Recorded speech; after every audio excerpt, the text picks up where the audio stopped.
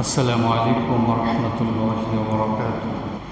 জিবরিল আমিন তার কাজ ছিল সমস্ত নবীদের কাছে ওহী নিয়ে, আল্লাহর বার্তা নিয়ে আগমন করা, আল্লাহর বার্তাগুলি পৌঁছে দেওয়া। নবীজি সাল্লাল্লাহু আলাইহি ওয়াসাল্লাম কখনো ভাইয়ের মতো করে জিবরিল আমিনের সঙ্গে কথোপকথনে লিপ্ত হয়ে যেতেন এবং সিরাত গ্রন্থে লেখা হয় যে নবীজি সাল্লাল্লাহু আলাইহি ওয়াসাল্লাম সশরীরে জিবরিলকে নবীজি সাল্লাল্লাহু আলাইহি ওয়াসাল্লাম 3 বার দেখেছেন। তার যে সশরীর 3 বার দেখেছেন, অথচ এই জিবরিল আমিন বিভিন্ন সূরাতে নবীর কাছে 1000 বার এসেছেন। একটা জরিপে উলামায়ে কেরাম বলেন যে পৃথিবী আদম আলাইহিস সালাম থেকে আমাদের নবী পর্যন্ত, ঈসা আলাইহিস সালাম পর্যন্ত যত নবী আগমন করেছেন, সমস্ত নবীর কাছে জিবরিল আমিন আগমন করেছেন। কিন্তু কোন নবীর কাছে জিবরিল 1 বার এসেছেন, কোন নবীর কাছে এসেছেন 2 বার, কোন নবীর কাছে 3 বার।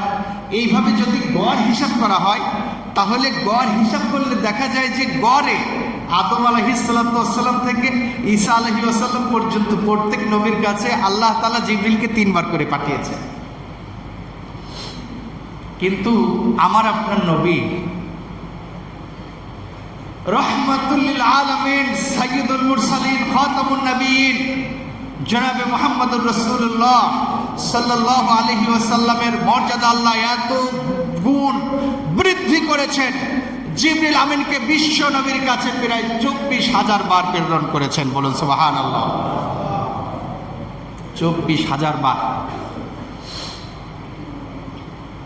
এবং নবীজি শুয়ে আছেন, সেখানে জিবরিলকে পাঠিয়েছেন।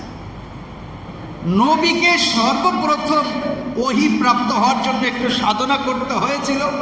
প্রথমে তিনি সাধনা করার জন্য সেই হেরা পর্বত গুহায় গিয়ে তিনি ধ্যানে মগ্ন ছিলেন। কিন্তু পরবর্তীতে যতগুলি ওহী নাজিল হয়েছে, নবী ঘোড়ার উপর বসে আছেন, উটের উপর বসে আছেন, শুয়ে আছেন, যখন যেখানে অবস্থান করেছেন আল্লাহ তাআলা জিবরিলকে সেখানেই প্রেরণ করেছেন। কি মর্যাদা তার!